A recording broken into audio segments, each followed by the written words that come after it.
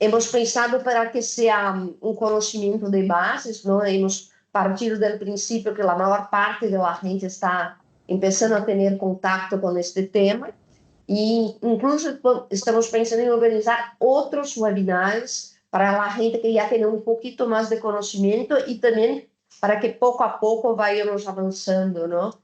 En el conocimiento sobre este tema.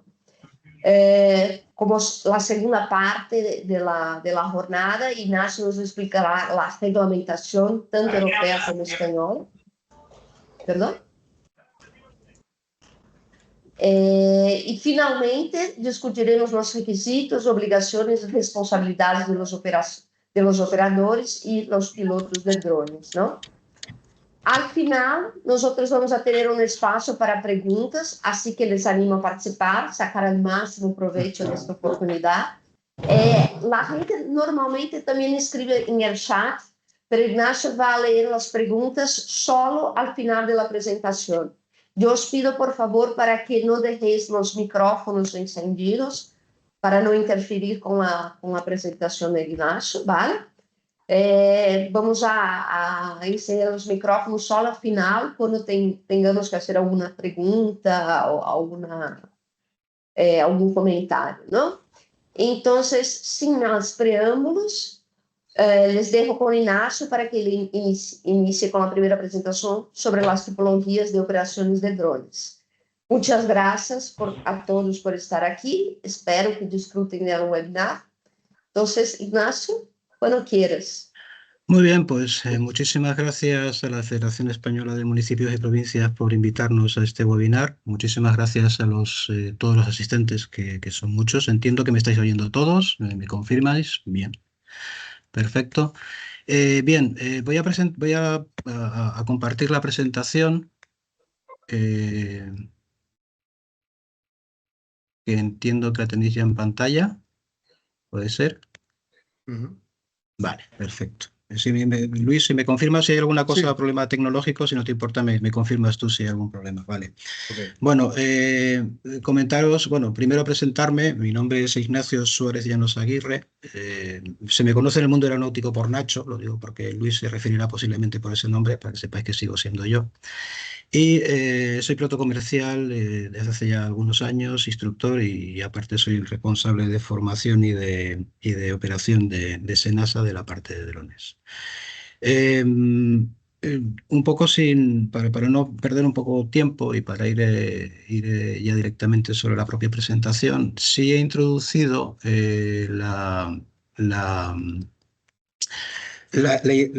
digamos el programa que nos pasó la propia federación para hacer un poco la presentación. He puesto los tiempos porque sí me gustaría ser muy puntual y sobre todo dejar en el punto 6 el tiempo necesario para poder hacer las preguntas, que es quizás la parte también más importante de todo esto. Y vamos a hablar, en principio, veis ahí que tenemos el orden de unos 20 minutos por cada uno de los paquetes, y vamos a hablar pues lo que tenéis ahí, ¿no? De drones, tipologías de operaciones, las reglamentaciones europeas y españolas de drones, sobre todo con el nuevo Real Decreto publicado o puesto en marcha la semana pasada, los requisitos y obligaciones para la responsabilidad de los operadores y los pilotos remotos de drones, y, como comentaba, intentar llegar a esa última parte del punto número 6 de las preguntas de los asistentes, que es lo que más nos interesa. ¿De acuerdo? Recomendación de, si tenéis alguna pregunta, irla apuntando en el chat, de tal forma que no quede perdida, y abriremos micrófonos al final para hablar. Bien, yo quería hacer una pequeña introducción antes de empezar con la charla a modo introductorio, y es esta charla, aparte de hablar de drones, vamos a hablar sobre todo de movilidad urbana. Yo creo que es un concepto bastante importante. La movilidad urbana es inherente a la propia ciudad. Desde su propia concepción como ciudad, el vial aparece, y la tradición de la gestión de la movilidad en la ciudad es algo inherente a la propia ciudad. Y me consta que todos los que estáis en esta en esta presentación, es evidente que sabéis de lo que estoy hablando. Es cierto que la movilidad aérea no es tan normal que esté integrada en la ciudad. Suele estar externa, suelen producirse dos circunstancias habituales, que son o bien que la propia ciudad se aproxima a las zonas aeroportuarias, a las infraestructuras aeroportuarias, y eso genera normalmente pues un sobrevuelo sobre todo de aparatos, bueno, de aviones comerciales de las ciudades. Pero la única parte que digamos que integra la movilidad dentro de la ciudad realmente es el concepto del helicóptero, que es lo que más hemos vivido hasta ahora. Sobre todo el helicóptero de emergencia, muy relacionado con el mundo de la emergencia médica. Estamos muy acostumbrados a tener infraestructuras dentro de la ciudad, normalmente en la parte alta de los edificios, donde esos helicópteros aterrizan. Pero no hay mucha más actividad. Quizás algún edificio de oficinas que puede tener un helipuerto, y después también estamos acostumbrados a ver volar helicópteros de los cuerpos y fuerzas de seguridad del Estado sobre las ciudades, pero no suele ser habitual que tengamos una relación directa del mundo aéreo con la ciudad. La primera transparencia que quiero poner, para un poco empezar a ponernos en línea, son unas transparencias procedentes de la Agencia Europea, que empiezan a un poco, primero a hablar de un concepto nuevo, que es el que quiero insistir mucho en esta jornada, que es el Urban Air Mobility, la movilidad, digamos, aérea urbana. Y que lo que pretende es, y daros cuenta, ya he resaltado en rojo dos zonas del texto que están traducidos al español en el lateral. Lo que primero que dice esta página es que se espera que la movilidad aérea urbana sea una realidad en Europa en el plazo de 3 o 5 años. O sea, que la Agencia Europea, que no olvidemos que es el regulador que tiene que sacar toda la normativa para que esto funcione, tiene un concepto relativamente corto en el tiempo de puesta en funcionamiento de esta nueva movilidad. Y por otro lado habla también de que se prevé que las primeras operaciones comerciales sean de entrega de mercancías mediante drones y el transporte de pasajeros inicialmente con un piloto a bordo. Más tarde se podrían producir vuelos automáticos e incluso autónomos. Una segunda transparencia también que quiero que veáis, que también sigue siendo de la propia agencia europea. En la traducción, en la parte que tenéis aquí en negrita, lo que viene a decir la agencia es que la UAM, la Urban Air Mobility, va más allá de la tecnología aeronáutica, involucrando la planificación de la movilidad y el desarrollo urbano. Es decir, ya empezamos a hablar que la ciudad tiene mucho que decir en este tipo de operaciones. Y habla también que los planificadores urbanos desempeñarán un papel crucial a la hora de hacer hincapié en la importancia de integrar el UAM en la planificación de la movilidad urbana. Y que las ciudades definirán los servicios de movilidad urbana en función de las necesidades de sus ciudadanos, fomentando la participación y la aceptación del público. Es decir, no estamos hablando solamente de drones que vuelan sobre la ciudad, estamos hablando de algo que viene y que va a hacer una modificación sustancial en la movilidad de la ciudad, que va a tener una segunda movilidad, que no va a ser solamente la terrestre, sino también la aérea. Sobre esto, quiero que conozcáis, que a lo mejor no sabéis, que en la Unión Europea ya hace algo de tiempo se ha puesto en marcha lo que se llama el Innovative Air Mobility Hub, que es un centro, digamos, de think tank, donde la gente pone ideas, donde están integrados no solamente todos los integrantes del mundo, digamos, de aeronáutico, evidentemente la administración, sino incluso las propias ciudades. Es importante que las ciudades empiecen a entrar en todo esto. Y existen ya unos documentos, como tenéis en la parte de abajo, que es el documento que tenéis en la parte de abajo a la izquierda, que es un primer documento que aborda la forma de hacer los análisis de los estudios de movilidad sostenible. Y como un ejemplo, para ver un poco hacia dónde van los tiros, en la primera página de ese documento, que es la que tenéis en el lado derecho, como imágenes de referencia, muy distópicas, evidentemente, pues son de películas, se ponen referencias de lo que podría ser la Guerra de las Galaxias o el Quinto Elemento, que son las fotografías que tenéis donde se ve una cantidad bastante importante de tráfico aéreo. Esto es donde creo que nos va a llevar el futuro. Y el futuro, además, no dicho por un fabricante de drones, sino dicho por nada más y nada menos que el organismo regulador europeo de del espacio aéreo. Lo cual significa que creo que sí, que efectivamente vamos a tener unos años de muchísima evolución en la ciudad de la integración de los drones.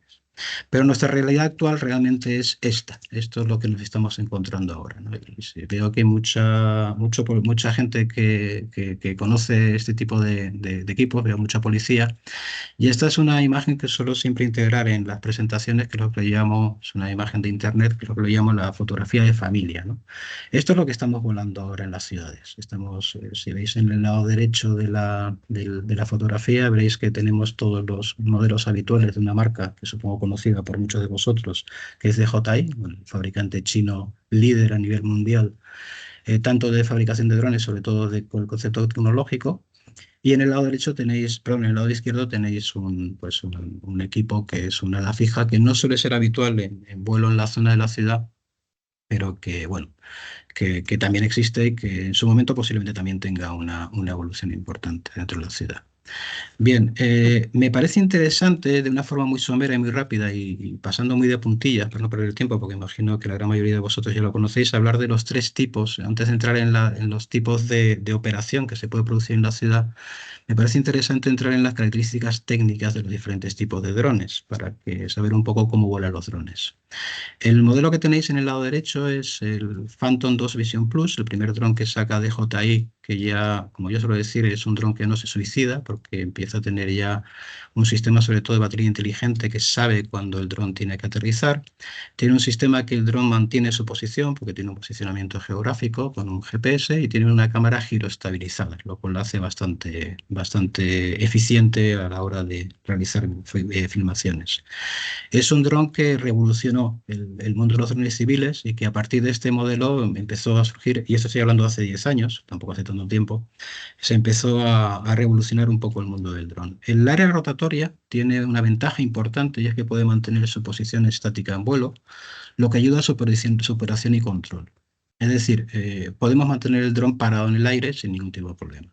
Sí es cierto que el inconveniente que tiene es que al depender de la sustentación del giro de los rotores, cualquier eventualidad puede significar su caída descontrolada. Si los motores se paran, cosa que antes era bastante más habitual que ahora, gracias a Dios cada día pasa menos, el dron cae como una piedra, con el problema que puede tener desde el punto de vista de seguridad, sobre todo por los transeúntes que puedan estar debajo. El otro tipo de sistema que tenemos de vuelo es el ala fija, lo veis en la fotografía anterior en el lado izquierdo. Es menos habitual encontrar ese tipo de vuelos en la zona de la ciudad, pero de la misma forma que el rotatorio recuerda el helicóptero, el ala fija recuerda evidentemente el avión tradicional. Su ventaja es un sistema muy eficiente de vuelo, ya que tiene una gestión muy buena de la energía.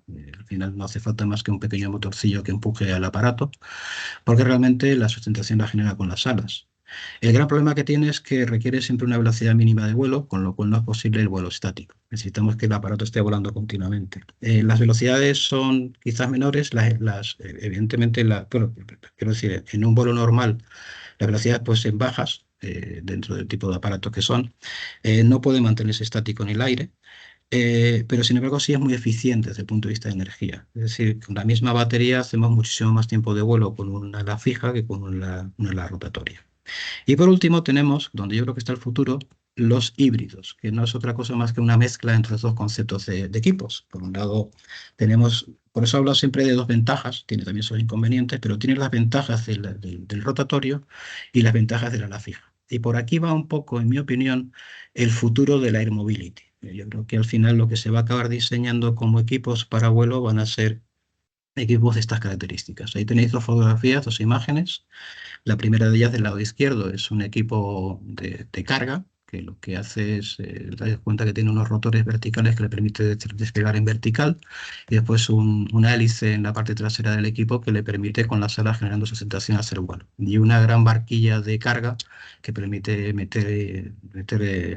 meter peso y hacer el transporte posiblemente por la ciudad o incluso en uniones de zonas donde se quiere llevar carga de un lado para otro. Y al lado tenéis una imagen que parece todavía un poco quizás distópica o de futuro, pero que ya realmente es una realidad porque es el equipo de, y no es el único que está fabricando esto, el diseño de transporte de pasajeros que está realizando nada más y nada menos que Airbus. En este caso es el modelo del City Airbus, que son modelos evidentemente en proceso de evolución, que requieren todavía, ya lo comentaremos más adelante, certificaciones y que necesitaremos evidentemente tiempo para que esto evolucione. Pero ya están ahí. He puesto el europeo porque es nuestra zona habitual, la de Airbus, pero igual que Airbus o Boeing, que es la otra gran marca mundial de aviación, también tiene su equipo, también tiene sus propios diseños.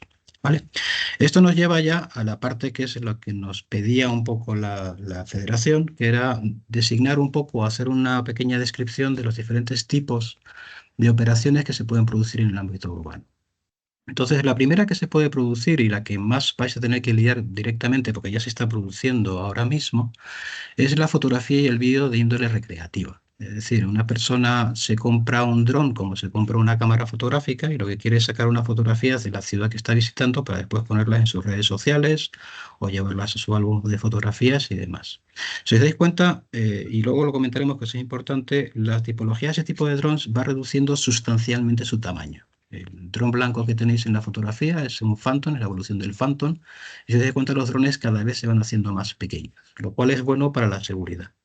Y aparece un modelo, que lo comentaremos luego, muy importante, que es sobre tipología, se llama el C0, pero es lo que se llaman habitualmente comercialmente los minis, y es muy importante su peso, y lo comentaremos luego. Son los 250 gramos. Es una peso muy importante en el proceso regulatorio. Luego lo comentaremos.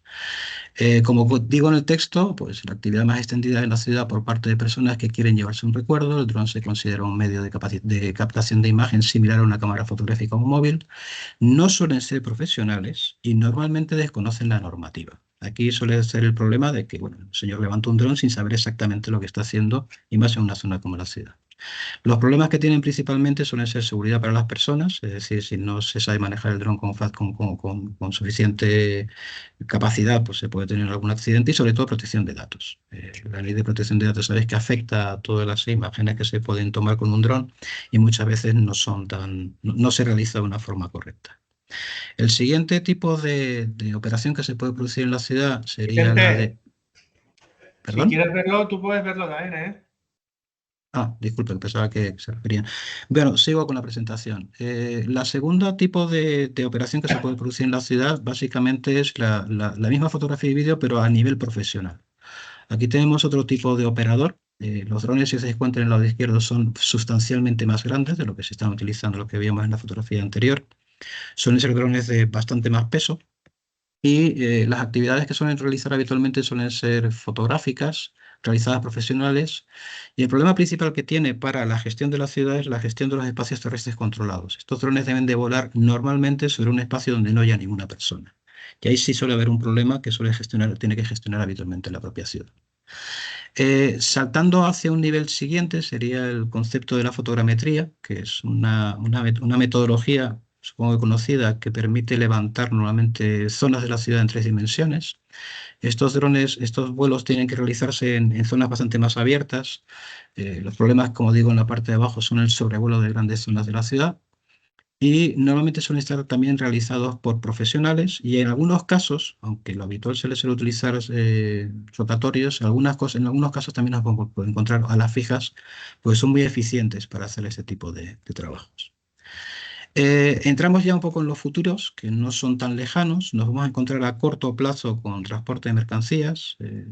La movilidad urbana va a permitir, sobre todo los conceptos que luego comentaremos de Blue Space y de todo esto que hemos visto al principio de la presentación, van a empezar a permitir que dentro de poco tiempo, menos tiempo de lo que pensamos, empiecen a haber ya operadores de carga en la ciudad. Y el problema principal va a ser un cambio de modelo de la movilidad urbana, introduciendo una nueva componente aérea. Es decir, la ciudad tiene que ser consciente que lo va a tener y lo va a tener relativamente pronto. Porque luego veremos que el proceso regulatorio va relativamente rápido. El siguiente, que es más lejano en el tiempo, porque esto tendría que ir ya sobre un tipo de actividad certificada, será el transporte de personas. Se están haciendo ya pruebas piloto en diferentes ciudades. En la zona de Asia es muy habitual ya ver aparatos de estos volando con personas en zonas muy limitadas, y creo que además incluso en estas próximas Olimpiadas en París veremos algún aparato de estos volando de una forma muy puntual y muy principalmente comercial, ¿vale? Pero nos vamos a encontrar con un futuro más a largo plazo de movilidad urbana. Aparece un nuevo concepto que será el vertipuerto, que es la primera vez que los aparatos empezarán de una forma regularmente a aterrizar y despegar de la ciudad, cosa que antes se producía solamente en los helipuertos y en unas zonas muy concretas. Y esto va a cambiar también la fisonomía de la propia ciudad, de la propia configuración de la ciudad. Problemas nuevamente lo mismo que comentaba antes: cambio de modelo, la movilidad urbana, introduciendo una nueva componente aérea. Y después hay, evidentemente también, y es muy normal, pues, que dentro de la ciudad lo que son los cuerpos y fuerzas de seguridad, las policías, los bomberos, incluso personas que estén en tema de tráfico y demás, pues empiecen a hacer uso de equipos aéreos, de drones, para poder conocer, pues en el caso, por ejemplo, de un incendio, es una herramienta muy potente para poder trabajar. eh, Suelen ser utilizados por equipos, digamos, que son muy próximos al ayuntamiento, con lo cual no suele ser difícil que haya una comunicación correcta. Por eso digo que no suele existir problemas, ya que son los propios cuerpos, policías municipales, bomberos, otras fuerzas del Estado autonómicas, la Guardia Civil, la UME, etcétera, bueno, que son herramientas muy próximas a la administración, que normalmente no suelen dar demasiados problemas. Y por último, como un gran cajón desastre, pues un gran, digamos, sector que es todo aquello que todavía ni siquiera sabemos que pueda producirse, pero como ejemplo he puesto en la imagen lo que se llama el drone in a box, o sea, el dron en una caja, que va sobre un modelo que todavía está por determinar y sobre todo por regular, que es el vuelo autónomo, donde no hay intervención del piloto y donde dentro de esa caja un dron saldrá en vuelo y hará lo que tenga que hacer en la ciudad sin intervención prácticamente de nadie. Y estas son las operaciones que se me han ocurrido como las más próximas en el entorno urbano. Y me parecía que era un buen ejemplo de... Seguro que hay más, y probablemente alguna de ellas se me ha escapado, y seguro que alguna pregunta habrá sobre alguna actividad que no se me ocurre. Pasamos ahora a la parte de regulación europea, que es la que nos compete desde el punto de vista regulatorio. Y voy a ir un poquito, bueno, rápido, voy a ir un poquito pasando las transparencias, porque esta es una historia que quizás ya todos más o menos conocemos. En el año 2020 se produce un hito importante en el mundo de los drones a nivel europeo, que es la entrada en vigor, o por lo menos la puesta en carga de la nueva normativa comunitaria sobre operaciones de drones, que es la famosa, lo que hemos hablado siempre, de la norma europea, ¿no? Viene regulada por EASA, que es la agencia europea, apoyada por un grupo de estudio y de trabajo que se llama HARUS, que son los que hacen un poco es un grupo de las propias autoridades de los diferentes países que hacen los estudios de cómo tienen que realizarse las operaciones, sobre todo en criterio de seguridad de los drones.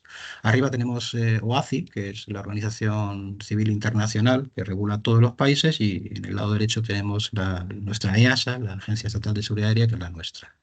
Partíamos de una ley 18/2014, que al final fue desarrollada por el famoso Real Decreto 1036, que actualmente ya está derogado con el último Real Decreto que se ha aprobado, pues básicamente hace este mes pasado, y que ha entrado en vigor la semana pasada. Esto es un poco la historia del por qué se produce ese cambio normativo. Esto significa que ningún país europeo que esté introducido en la Unión Europea puede tener una normativa diferente de la propia de la Comunidad Europea. Esto se regula al final, y no quiero tampoco extenderme mucho en esto, nos llevaría tiempo a hablar en profundidad, con dos reglamentos bases, que son el famoso 947 y el 945. El 947 es el reglamento de ejecución, que es el que regula todo lo que es la parte de operación, y el 945 es el que regula toda la parte de requisitos de diseño, fabricación de uvas y demás. Digamos, por decirlo un poco a lo bestia, que esto es la ITV y este es el carnet de conducir, digamos, en cierta medida, ¿no? O sea, la parte técnica y la parte un poco de operativa. Esto desarrollo, evidentemente, y hay mucho, evidentemente, detrás de todo esto, un montón de información y de documentación de diferentes tipos de estudios, ¿vale? Lo que viene aquí abajo: medios aceptables de cumplimiento y las materiales guía, que son por lo que se regula principalmente la agencia europea y la española, y el resto de las europeas. Y después tenemos otras normas que son de obligado cumplimiento, y muy especialmente la de protección de datos y privacidad, que afecta mucho, especialmente la utilización de cámaras, que es el uso principal que tiene que tiene el mundo del dron, ¿no? También el uso del espectro radioeléctrico, la compatibilidad electrónica, electromagnética, como disculpad. Y después hay una parte, bueno, evidentemente medio ambiente, y esto es mucho, tendrá que decir la ciudad con respecto al ruido y emisiones.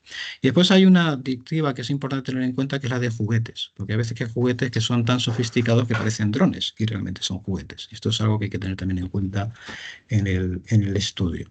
Sobre todo cuando se está validando lo que se está haciendo en las operaciones. Hemos pasado por un periodo relativamente largo, desde prácticamente el 19 hasta el 2024, de un periodo un poco bastante raro, en el cual hemos tenido la normativa española, el 1036, activo a la vez que teníamos la norma europea, y ha habido una especie de transformaciones, la gran mayoría de las veces retrasadas en el tiempo, que han ido a que la normativa europea vaya cogiendo poco a poco cada vez más cuerpo en la operación, y que las normas, en este caso el 1036, cada vez tuviese menos justificación, lo cual se ha producido con el cambio del último Real Decreto que se ha aprobado, como comentaba hace muy poco tiempo. Quizás dos líneas esenciales, la segunda y la tercera. Por un lado, las nuevas definiciones de las áreas geográficas. Si sabéis un poco de esto, tenemos un nuevo en aire de drones que regula las nuevas zonas geográficas, y sobre todo el marcado de clase C, que entra en vigor el día 1 de enero de este año, del 2024, que ha cambiado en gran medida la forma de gestionar los drones, sobre todo en la categoría abierta, que es de la que hablaremos ahora. Esta posiblemente, si se sabe de drones, pues probablemente sonará, y si se habla de lo que se está hablando. Si no se sabe, esta es posiblemente la transparencia más importante de todo lo que vamos a hablar hoy, porque lo que ha hecho la norma europea es dividir en la operación de drones en tres grandes categorías: la categoría abierta, la categoría específica y la categoría certificada. La categoría abierta es una de, bueno, si os dais cuenta la barra que tiene en la parte de abajo de riesgo, la política que se ha hecho para esta calificación es: cuanto más riesgo, más voy a exigir; cuanto menos riesgo, más libre lo voy a dejar, y tan libre la dejo que le llamo abierta. Entonces, en la categoría abierta, que es una categoría que ha ampliado mucho con respecto a la normativa que teníamos anteriormente, permite hacer muchísima operación con muy poquitas necesidades o con muy poquitas obligaciones, digamos. Ahora la comentaremos más en profundidad, ¿no? Pero en principio tiene un riesgo bajo, no requiere ni declaración ni autorización por parte de la agencia, y hay tres grandes categorías, luego las comentaremos: la 1, la 2 y la 3. Y sí es importante plantear que tenemos que hacer todas las operaciones en línea de vista del dron, en VLOS. Tenemos en el lado contrario la certificada, que es la de alto riesgo, que eso se va a parecer muchísimo, y digo se va a parecer porque todavía no existe, a la operación tripulada de tradicional, la de la aviación de toda la vida, digamos, ¿vale? Todavía no está, pero requerirá operadores certificados, UA certificados y pilotos con licencia. Licencia incluso para volar desde tierra, es decir, no serán unos certificados como tenemos ahora, sino con licencias para volar o bien dentro del propio aparato, que es lo que será al principio, o probablemente en un futuro desde tierra, como ya se produce, por ejemplo, en el mundo militar. Y la parte intermedia, que es la específica, es todo lo que no es abierta ni certificada. Es decir, cuando la operación no entra ni en un sitio ni en el otro, cae en ese gran cajón desastre que se llama específica, que requiere, en función del riesgo que tiene, mayor o menor, digamos, conexión con la Agencia Estatal de Seguridad Aérea. Tenemos unos escenarios, los STS, que me imagino que habréis oído hablar de ellos, que son bastante básicos y fáciles de gestionar. Sin embargo, a medida que la operación se va complicando y sobre todo aumentando el riesgo, cada vez es más importante que la operación se vaya realizando, en este caso con aprobaciones específicas por parte de la Agencia Estatal de Seguridad Aérea. ¿De acuerdo? Sigo y os voy a explicar rápidamente lo que son las 4 o 5 características principales de la categoría abierta, muy a grandes pinceladas. Esto procede de la presentación que hizo la Agencia Estatal de Seguridad Aérea en enero de este año, del 2024, cuando se introdujeron los marcadores de clase, que son importantes, que los tengáis claros y sepáis cómo funcionan. Como principales características de la categoría abierta, la primera importante y por encima de todas es que los drones no pueden tener un peso superior a 25 kilos. Cualquier cosa que pase de 25 kilos tiene que entrar como poco en el mundo de la específica. El dron tiene que mantenerse siempre a línea de vista, lo que se llama el VLOS, el Visual Line of Sight. Y esa distancia va a depender del tamaño de la aeronave. Si bien la agencia europea ha sacado algún documento que permite empezar a saber un poco hasta qué distancias pueden ser, lo normal es que si el dron es grande, y un dron de 25 kilos puede tener el tamaño de una lavadora perfectamente, y estoy pensando, por ejemplo, en los drones agrícolas, podemos verlos a bastante distancia. Sin embargo, un dron de pequeña magnitud, como puede ser un Mini, que luego lo comentaremos, un C0, pues lo pierdo de vista bastante antes. Con lo cual esa distancia es subjetiva, pero requiere evidentemente que el piloto tenga el dron a la vista. Las alturas máximas a las que podemos volar, y no siempre, porque van a depender de la zona en la que estemos volando, van a ser máximo 120 metros de altura, y muy importante, no se permite transporte de mercancías peligrosas en la categoría abierta, ni tampoco se permite el rociado ni lanzar nada desde el propio dron. Si os dais cuenta, son unas medidas suficientemente limitantes como para que la operación sea efectivamente, como su nombre indica, abierta y sobre todo de bajo riesgo. Esta transparencia es importante porque procede precisamente, como comentaba, de la nueva regulación que ha entrado en vigor a principios de este año, que es que hace que toda la categoría abierta esté categorizada por tipologías, desde el C0 hasta el C4. Eso hace que sea mucho más sencillo saber qué tipo de operación estoy haciendo, porque sencillamente cogiendo el dron y viendo su categoría sabremos que podemos hacer unas cosas u otras. Entonces, esta categorización, que viene de la Unión Europea, de la propia normativa del 947, recoge que los drones en principio no deben tener una medida máxima de 3 metros de dimensión característica específica, no pueden tener más de 25 kilos, cosa que hemos comentado anteriormente, y que en función de su marcado de clase, que empieza a funcionar en vigor a partir del día 1 del año 24, tenemos una categoría C0 con un peso máximo al despegue de 250 gramos. Estos son los famosos minis y tienen mucha importancia en la operación de la ciudad porque cada día se utilizan más. El C1, que tiene un peso máximo de 900 gramos y puede tener un impacto, y no debe tener un impacto mayor por velocidad. Imaginemos un dron de mucha velocidad, aunque tenga poco peso, la velocidad puede generar un impacto importante y no puede tener más de 80 julios de impacto. Tenemos el tipo C2 que llega hasta 4 kilos y por último tenemos el C y el C4, el C3 y el C4 que son los modelos que van ya hasta 25 kilos, de 4 a 25. El C4 es un modelo que está muy pensado para el mundo del aeromodelo, del aeromodelismo. Es un dron que en principio no está pensado tanto para la operación, sino para el divertimento, digamos. Y veis en la parte de abajo las 4 caracterizaciones de sus etiquetas que tienen que estar presentes en el propio dron. Estas caracterizaciones nos llevan a cómo podemos volar con los drones. Y esto es importante también. Esta matriz que tenéis aquí, esta tabla, lo que regula es en función de en la parte verde que tenéis en el lado izquierdo de los pesos y de las caracterizaciones de cada uno de los drones y de sus pesos y sus características viene a decirnos lo que podemos hacer con cada uno de ellos. Por ejemplo, bueno, hay una cuestión que no he comentado antes, los legacy son todos aquellos drones fabricados antes o mejor dicho, comercializados antes del 2024 que no tienen marcado de clase ni lo van a tener. Entonces, también se plantea dentro de este modelo cómo se tienen que poder volar. Entonces, un dron de construcción privada, un legacy, es decir, un dron comprado antes del 2024 y que no tiene marcado de clase, o un C0, luego hablaré de lo que es el DRI, y yo lo comentaré un poquito más en profundidad, un poquito más adelante, con un peso menos de 250 gramos dentro de la subcategoría A1. Las restricciones que tiene de operación es que no se recomienda volar encima de personas, pero se puede hacer. Y no está permitido el vuelo sobre reuniones de personas. Es decir, reunión de personas se supone que es un grupo de personas que no se pueden dispersar con facilidad. Pensemos en unas personas metidas, por ejemplo, dentro de una zona de vallado que por alguna razón no se pueden mover, ¿vale? Lo único que nos exige la norma es tener una familiarización con el manual de usuario solicitado por el fabricante. Es decir, un C0 lo podemos volar prácticamente comprado el dron en el mercado y puesto en funcionamiento, porque no nos requieren en principio ningún tipo de formación más allá de leernos el manual de operación, del manual del fabricante. El C1 sí tiene que llevar un DRI. Bueno, un DRI es un sistema, es un sistema de localización del dron, ¿vale? Es un emisor que funciona normalmente por Bluetooth o por Wi-Fi y que nos permite saber la posición del dron en todo momento. Y este, sin embargo, en el caso del C1, que viene con marca de clase, y una de las condiciones técnicas que tiene que tener el dron es que venga con ese DRI, tiene que traerlo. Estamos hablando de menos de 900 gramos, estamos en la categoría 1, y si os dais cuenta ya no se permite volar por encima de ninguna persona no participante. Persona participante es una persona que no sabe que encima de su cabeza está volando un dron. Si yo le informo de que tiene un dron encima de su cabeza, lo convierto en participante, y si me lo autoriza, claro, evidentemente. Y no está permitido el vuelo sobre reuniones de personas igual que la vez pasada. En este caso tenemos también que familiarizarnos con el manual de un usuario y tenemos que hacer ya un examen. Tenemos que hacer una prueba de superación que lo hacemos en la Agencia Estatal de Seguridad Aérea y que nos habilita para volar en la categoría A1.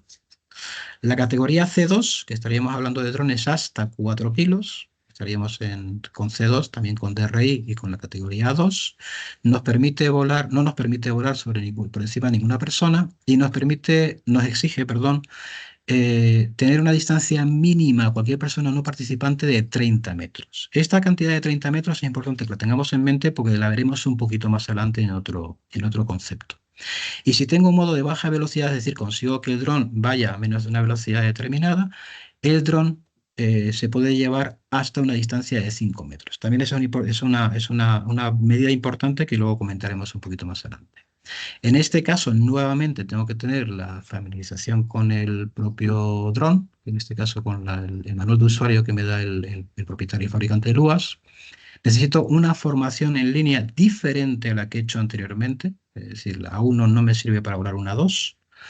Y tengo que tener una formación, una prueba de formación en línea, que es la que hace la propia agencia, y tengo que hacer una declaración de autopráctica. Yo tengo a mí mismo, tengo que hacerme una práctica para justificar, y ponerlo por escrito y lo firmo yo directamente, que sé volar el dron. No es un certificado de competencia del piloto de distancia. Este es el dron que se puede utilizar más en la ciudad para tema profesional. O sea, de la misma forma que el modelo anterior, el C0 o el C1, lo vamos a encontrar más en el mundo, digamos, de la gente que quiere hacer un vuelo más recreativo, aunque ya el concepto de recreativo y profesional no existe como existía antes en el 1036. Es el dron que vamos a utilizar más en el concepto de formación de mundo, digamos, profesional. Y en tercer lugar tenemos ya la última parte, que serían los C3, que son aquellos drones que llegan hasta 25 kilos, que también, en el caso que tengan marcado de clase, es obligatorio que tengan DRI, que vienen habitualmente con el propio equipo. Todos los legacies que pesen más de 250 gramos acaban directamente en la categoría C3, que como su característica principal tiene que no se puede volar sobre las personas y hay que mantener una distancia mínima de 150 metros sobre zonas residenciales, comerciales, industriales o recreativas. Es decir, tenemos que mantenernos a bastante distancia de lo que es cualquier zona que se pueda entender como urbana, lo cual significa que normalmente el modelo C3 no suele volar en la ciudad. Lo que nos vamos a encontrar son con C0s, C1s y C2, con lo cual el peso máximo que normalmente vamos a tener en la ciudad va a ser hasta un máximo de 4 kilos. Nuevamente tenemos que tener en el caso del C3 o del C4, que como comentaba antes es un modelo que está más pensado para el mundo del aeromodelismo, tenemos que tener una familiarización con el manual de usuario, solicitado por el fabricante y un examen que es común con la 1. Es decir, tenemos un examen A1 A3 que es común y un examen A2 que es independiente. O sea, que en este caso tenemos que hacer, para poder coger toda esta tabla, tendríamos que hacer 2 exámenes ante la Agencia Estatal de Seguridad Aérea. Bien, saltamos a la específica, que sería el segundo gran digamos, modelo de operación. Los requisitos generales que tenéis ahí se saltan un poco las limitaciones que teníamos anteriormente en la categoría abierta. Principalmente se pueden hacer vuelos más allá de la línea de vista, lo que se llama VV-LOS. O sea, podemos dejar de ver el dron. Podríamos volar también a alturas superiores a 120 metros. Podríamos volar drones de más de 25 kilos. Podríamos en entorno urbano. Esto hay que tomarlo con un poquito porque el Real Decreto ha cambiado algunas cosas. Estamos viendo que esto es de una información un poquito antigua, pero bueno, como comentaba antes, los pesos pues en categoría abierta no debería pasar de 4 kilos. Si quiero trabajar con más de 4 kilos, tendría que entrar evidentemente en específica. Se puede arrojar materiales desde los drones, lo cual significa que los drones fumigadores entran aquí dentro y podría hacer también sobrevuelos sobre operaciones. Esto va con un concepto que es la aprobación de un estudio de seguridad sobre un CONOPS, un tipo de operación que lleva todo un proceso administrativo de cara a la agencia y que todas las operaciones específicas tienen sí o sí que pasar por la agencia, cosa que quizás no he comentado antes, que la operación en abierta no tiene que pasar por la agencia, salvo para el registro de operador, que lo comentaremos y veremos un poquito más adelante. Bien, como comentaba, todas estas tienen limitaciones operacionales, con lo cual hay que realizar Esas aprobaciones están sujetas evidentemente a las reglas del aire y aparecen, en el caso de los STS, que luego comentaré lo que son, unos nuevos marcados de clase que son el C5 y el C6, que se van a utilizar en unos tipos de vuelo que ahora comentaremos, que son los STS 01 y 02, que los veremos ahora. Vale, aquí tenéis un poco la matriz de cómo se tiene que pedir un permiso ante la Agencia Estatal de Seguridad Aérea para poder realizar operaciones en específica. Digamos que en grandes rasgos hay una forma muy sencilla que son lo que se llaman los STS, lo tenéis colocado en el lado derecho, en esta zona de acá. Los STS son escenarios ya completamente armados por parte de la agencia donde uno se adhiere, digamos, de una forma muy sencilla, porque lo hace con un certificado electrónico a esa operación y permite pues, hacer operaciones que en la categoría abierta no se puede hacer. Y ya un poco más complicado, tendríamos las solicitudes de autorizaciones operacionales, estas que tenéis aquí, que sí requieren llevar a la agencia mucha documentación, que puede ser o bien mediante, no voy a entrar en gran profundidad de esto, pero mediante lo que se llaman unos PDRA, que son unos sistemas de estudio de seguridad predefinidos, o los estudios que llamamos SORAS, que son estudios de seguridad puros y duros que tenemos que llevar a la agencia para que la agencia nos apruebe esa determinada operación. Si no tenemos esas aprobaciones hechas por la agencia, no podemos realizar esas operaciones. ¿De acuerdo? Otro concepto que es el LUC, o los clubes de asociaciones de aeromodelismos, que bueno, que si queréis luego en preguntas, si tenéis alguna duda sobre esto, lo vemos un poquito más en profundidad. Bien, lo que tenemos en categorías STS, que son las más habituales, en España hay más de 4.000 operadores de estas características, porque, puedo repetir, es muy sencillo darse de alta en la agencia en este tipo de operaciones. La que más afecta a la ciudad con diferencia es el STS 01, que es el que tenéis ahí marcado. Si dais cuenta hay una ES en medio, porque significa que estos son unos escenarios que se pusieron en marcha en España antes de que existiese el marcado de clase, porque ese tipo de operaciones requieren un dron con marcado de clase, como comentaré un poquito más adelante, y lo que permite es volar en la zona de la ciudad, en lo que se llama un entorno, una zona terrestre controlada en entorno poblado, que es como se llama la propia operación, y permite realizarlo con un dron que no sea ala fija, que pese menos de 10 kilos, deba ser eléctrica, estar configurado a la velocidad que comentaba antes, que permite acercarte a las personas a velocidad menos de 5 metros por segundo de velocidad máxima. Tiene que tener algún sistema que evite que el dron se caiga como una piedra al suelo, y eso básicamente es un paracaídas, y tenía que disponer, bueno, tenía y tiene que seguir disponiendo de un seguro. Esto lo comentaremos ahora con la modificación de la, del nuevo Real Decreto. ¿De acuerdo? Esto es lo que más se está volando en ciudad, y existe ahora una nueva modalidad que es el STS 01 sin la ES en medio, que es el que procede de Europa, que ya requiere sí o sí un dron con marcado de clase, en este caso C5.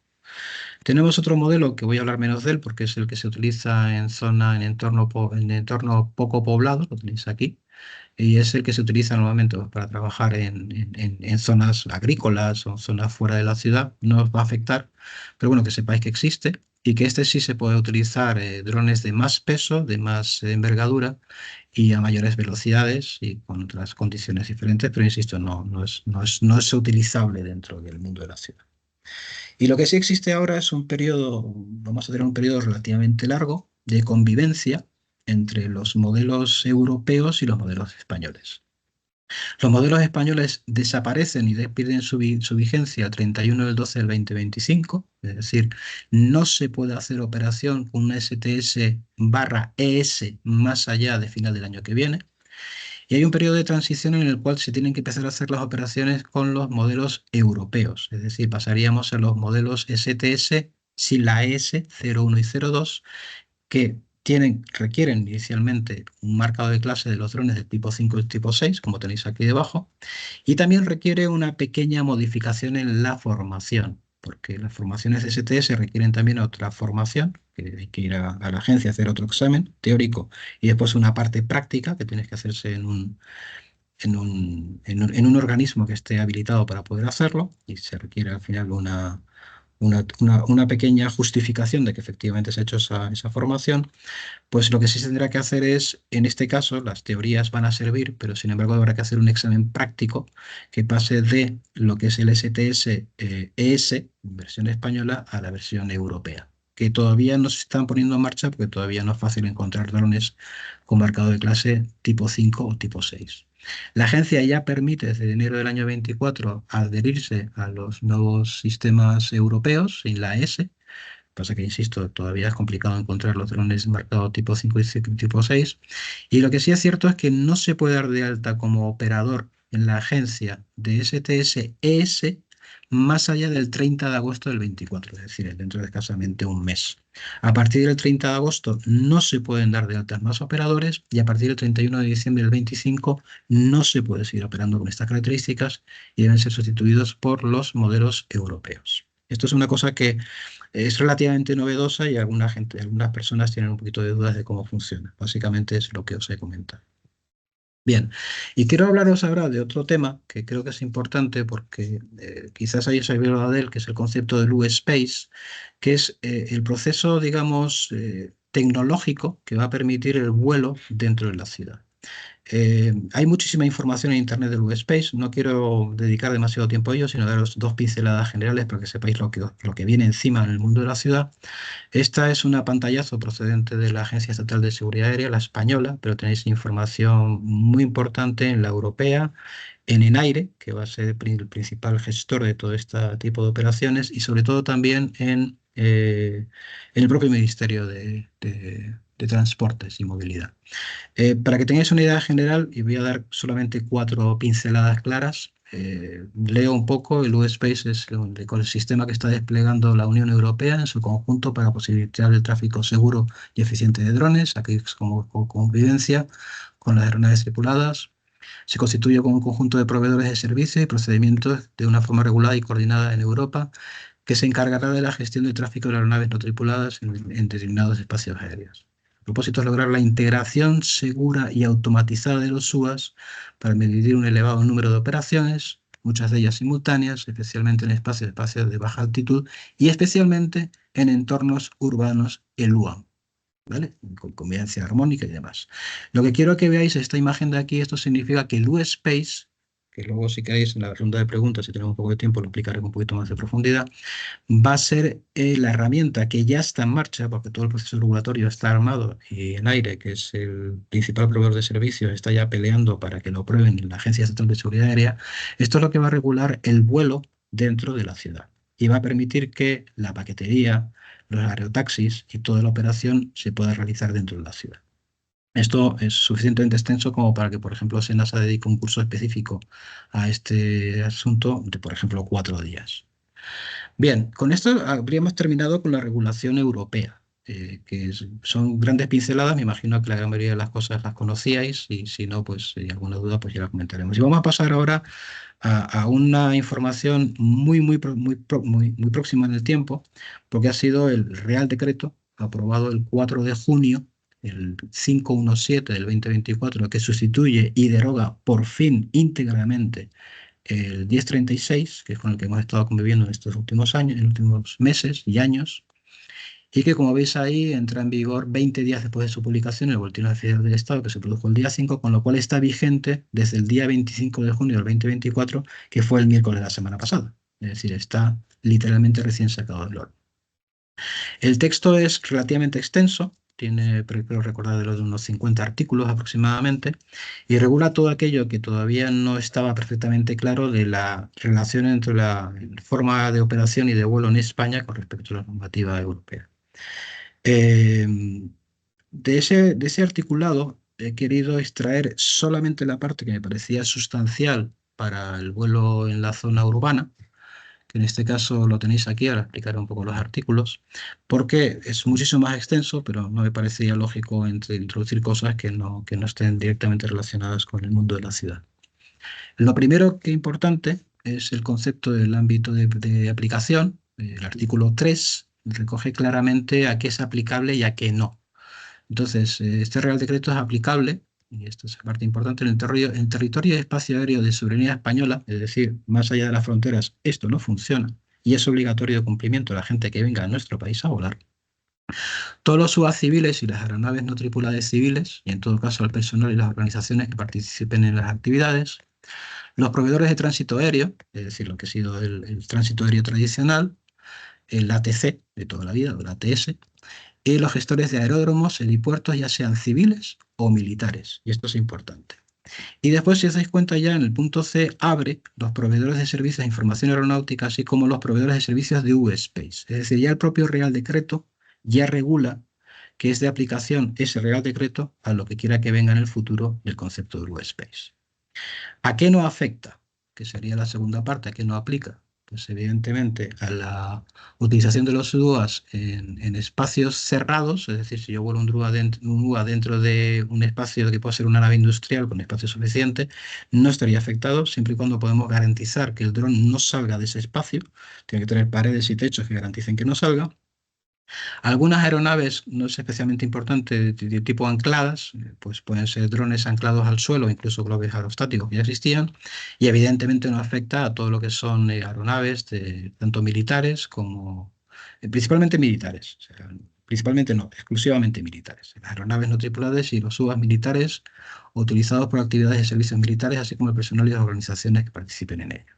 ¿Vale? Pues luego veremos que hay una actividad que se llama NOEASA, que está muy relacionada con los cuerpos y fuerzas de la seguridad del Estado. Bien, una cosa que sorprende, y venía ya de la propia normativa europea, pero es importante que lo sepáis, por si encontráis a gente muy jovencita volando un dron, la edad mínima para, bueno, que es la edad mínima de los operadores de UAS, la edad mínima para poder actuar como operador de un UAS se establece en 17 años. Y en categoría abierta eso puede bajar en algunos casos, que no he querido plantearlos porque son relativamente extensos y están perfectamente determinados en el artículo 6 del Real Decreto, se puede bajar hasta 12 años. Es decir, las edades se reducen sustancialmente. Antes los 18 años era una barrera, pues ya estamos ya en 16, incluso en 12. Lo tenéis en cuenta pues si encontráis gente muy joven operando drones por la ciudad. Otro tema que ha cambiado y es importante es la obligación del seguro mínimo, ese es el artículo número 8, y tenemos una barrera de peso que son los 20 kilos. Lo que dice el artículo número 8 en su punto número 1 es que los operadores de UAS con aeronaves no tripuladas con un peso máximo al despegue igual o superior a 20 kilos tienen que estar asegurados.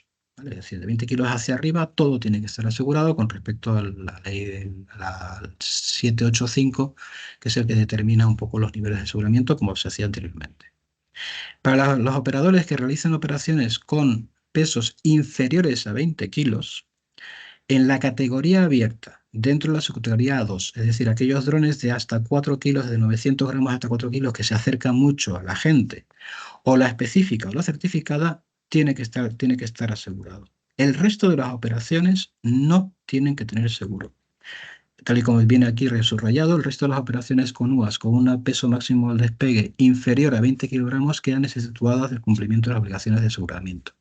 Es decir, podemos tener drones de un C0 o un C1 volando en la ciudad sin obligación de seguro. Eso no significa que el operador, por un criterio de seguridad propia, no pueda concertar su propio seguro. Bien, las actividades no EASA, que son aquellas que realizan los cuerpos y fuerzas de seguridad del Estado, tienen que estar, digamos, adscritas a al propio modelo, digamos, del propio del reglamento base, como dice aquí, pero quedan un poco exentas en una serie de sistemas de operación por ser precisamente entidades, sobre todo cuerpos y fuerzas de seguridad del Estado. Pero la frase importante es investido de autoridad pública. Es decir, no todos lo pueden ser, aun cuando el artículo número 1 deja abierta la puerta de que posiblemente las policías administrativas también lo puedan ser. Pero en principio está planteado principalmente para lo que son aquellas actividades que están investidas de autoridad pública y básicamente está relacionado con Guardia Civil, Policía Nacional, lucha contra incendios, etcétera. Luego, si queréis, lo podemos comentar un poco más en profundidad. Normalmente, sí es cierto que la seguridad sí se va a encontrar en la ciudad, pero y quizás también algo de salvamento, pero bueno, dentro de la actividad normal, las actividades no EASA, que además son propias del propio operador, quedan un poco fuera de lo que es el ámbito de lo que queríamos presentar en este webinar. Bien, aquí entra una parte importante y es que el propio reglamento ya por fin determina claramente cuáles son las zonas geográficas y sobre todo define muy claramente lo que es la ciudad. El artículo 40, que hay varios artículos con respecto a diferentes infraestructuras, habla de las zonas geográficas UAS generales por razón de seguridad ciudadana y de la protección de las personas y bienes de entornos urbanos. Y hay hace una definición, dice, se consideran zonas geográficas UA generales por razón de la seguridad urbana, tanto de personas como de bienes y entornos urbanos, las asociadas con los entornos urbanos, y las define realmente como núcleos de población que se consideran áreas consolidadas de la edificación, áreas residenciales, comerciales e industriales cuyos terrenos cuenten acumulativamente con al menos accesos rodados, vías públicas pavimentadas, acceso peatonal, evacuación de aguas y alumbrado público, y a las áreas recreativas que sean de acceso público y en las que existan construcciones o instalaciones permanentes o eventuales para el ocio, el recreo, el deporte, etcétera, etcétera. Esto que parece muy complicado, porque dices, ¿quién es el guapo que sabe cuál es cada cosa? Queda perfectamente determinado, gracias a Dios, en el nuevo Drones, porque se han dibujado todas las áreas urbanas de España. Entonces es muy sencillo saber si estoy metido o no estoy metido en zona urbana, como veremos un poquito más adelante en la presentación. Y estas zonas se extienden horizontalmente sobre la superficie de los entornos urbanos definidos y verticalmente hasta una altura de 300 metros sobre el obstáculo más alto situado dentro de un radio de 600 metros desde la aeronave no tripulado, la UA. Como esto no es fácil de interpretar, hay una imagen que es muy gráfica, que viene en un último documento que ha publicado la agencia, precisamente de las áreas urbanas, y aquí tenéis un poco lo que significa. Sobre el perímetro de la ciudad, o el perímetro de la zona urbana que estoy trabajando, ¿vale? Y su perímetro, hasta 300 metros de altura, esa zona digamos que está protegida en cierta medida. Y tenemos una altura máxima de vuelo dentro de la categoría abierta de 120 metros de altura. Y esto procede realmente de las propias, digamos, condiciones de vuelo de los aviones normales, que en un avión no debería estar volando nunca por debajo de esos 300 metros, que son 1000 pies de altura sobre una ciudad. Si no puede garantizar que en un momento determinado pueda abandonar la zona para hacer un aterrizaje precautorio. Entonces, esto es lo que al final acaba dibujando el Drones. Líneas de marcado del perímetro exterior de la ciudad para poder diferenciar claramente lo que es la zona de la ciudad de lo que es la zona exterior de la ciudad. Bien, seguimos. El requisito más importante y novedoso que se ha puesto en este último Real Decreto es la obligación de comunicación en todas las operaciones que se realicen en entornos urbanos, la obligación de comunicación al Ministerio del Interior. Es el artículo número 40, que habla efectivamente de las zonas geográficas, como comentaba antes, de zonas de entornos urbanos, y lo que dice es que las operaciones de UAS sujetas a obligaciones de registrarse como tales tienen que necesariamente comunicar al Ministerio del Interior 5 días antes, 5 días naturales antes de que se va a realizar la operación. Y básicamente en el último párrafo veis que dice que las autoridades competentes en el ámbito de sus competencias en materia de seguridad pública pueden limitar o prohibir la realización de operaciones cuando pueda dar lugar a graves riesgos de la protección de las personas y de los bienes. Como es un comunicado y va muy directamente relacionado con los riesgos graves, suele ser normal, o por lo menos sucedía en el 1036, que no tengamos una contestación clara por parte de la Administración con respecto al Ministerio, con respecto a esto. Hombre, si volamos encima del partido del año de dos equipos estupendos donde hay un montón de personas, probablemente el Ministerio lo dirá. O si lo hacemos el día que viene el presidente de un país importante y demás, ¿no? Pero normalmente, vuelvo a repetir, es una comunicación. Antes estaban exentos algún tipo de vuelos, en este momento todas las operaciones que se realicen en zona urbana, todas, absolutamente todas, tienen que ser comunicadas al Ministerio 5 días antes naturales. Bien, seguimos.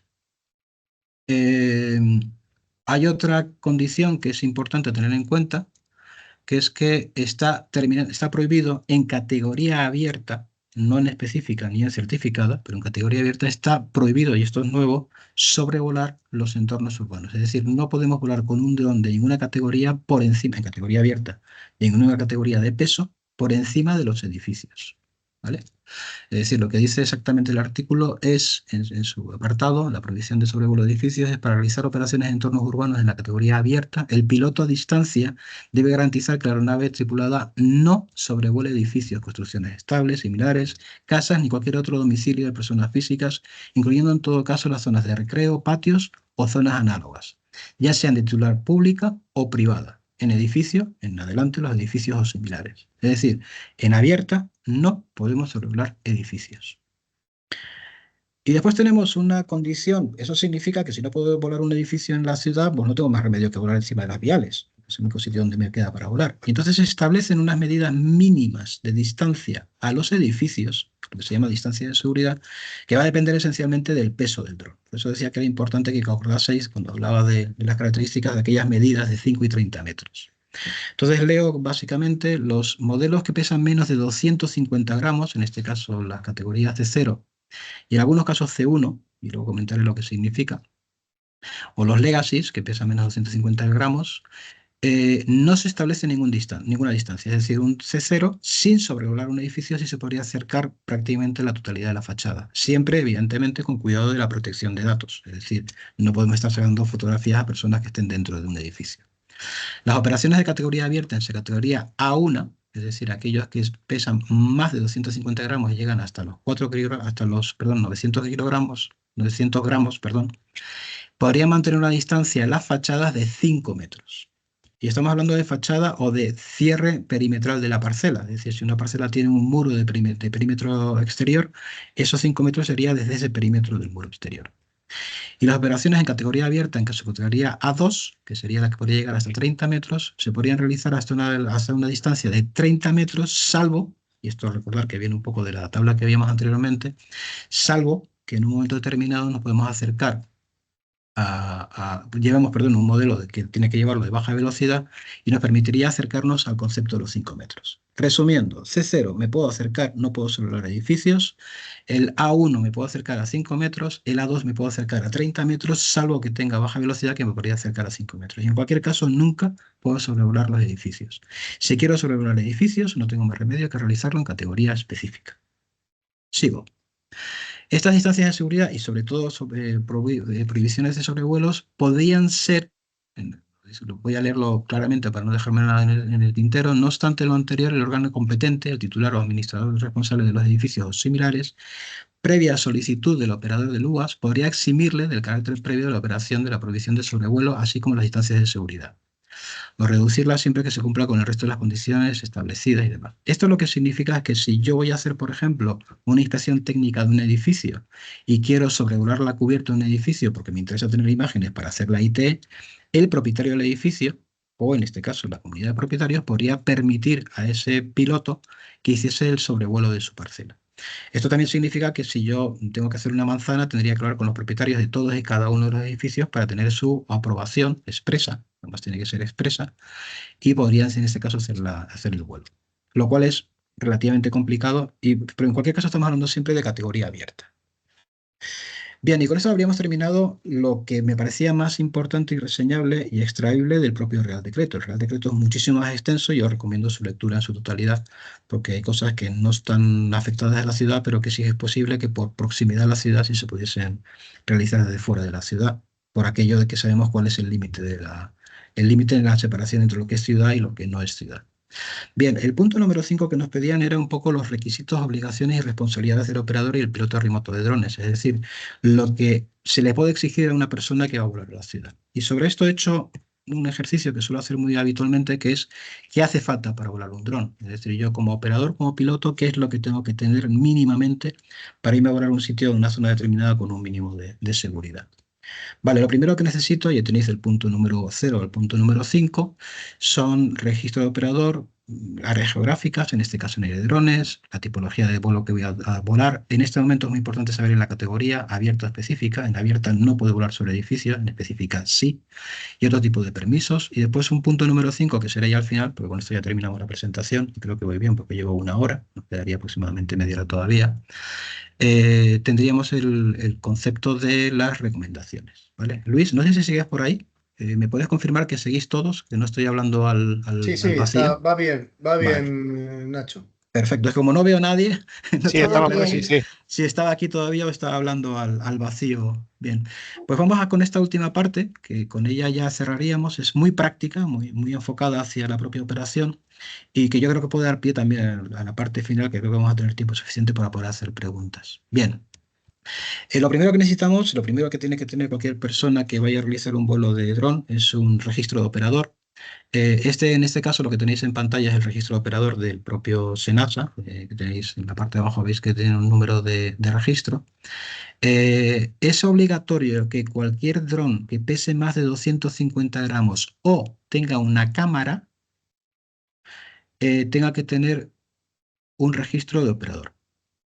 ¿De acuerdo? Es decir, prácticamente todos los drones que van a volar en la ciudad, salvo, y esto es un problema importante porque los juguetes no están incluidos en esto y hay juguetes que son muy sofisticados y más de un lío ahí con respecto a eso, tienen que tener un registro de operador. Esto significa, es muy sencillo, según la Agencia Estatal de Seguridad Aérea y con un certificado digital se da de alta. Pueden ser personas físicas o jurídicas y es obligatorio que cualquier persona que vaya a operar un dron, ergo, por ponerlo en otra parte, a volar un dron, tenga este registro de operador. Lo primero que te pide la Guardia Civil cuando te hace una inspección, lo primero que te pide todo es su registro de operador. Y este hay que llevarlo encima, igual que se lleva el DNI, hay que llevar esto, para demostrar que uno está evidentemente dado de alta en la agencia. Lo segundo que hace falta, en función de la tipología en la cual se va a volar, es un registro de piloto. Aquí tenéis el mío.